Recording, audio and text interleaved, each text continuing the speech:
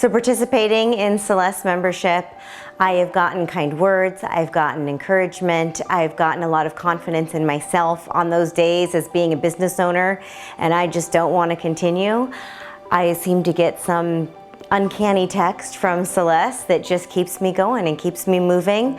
I've gotten very firm in my non-negotiables, and several times I've had to make decisions for my company that were very difficult to make.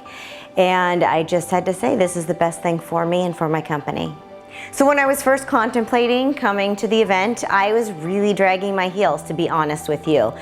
I am extroverted, but being in a room full of people that I really just don't know was daunting, and giving up a whole Saturday was daunting as well. I did go, and the positivity, the encouragement, the training, it just was completely worth my day, and it carries me throughout my year. So I've already begun applying. I continually apply the things that I've learned, and I continue to do so in the future. My non-negotiables, making decisions without regard to other people, being strong, owning my confidence, knowing that the people I spend my time with are those people who influence me the most. Those are the things that I continue to walk in confidence in.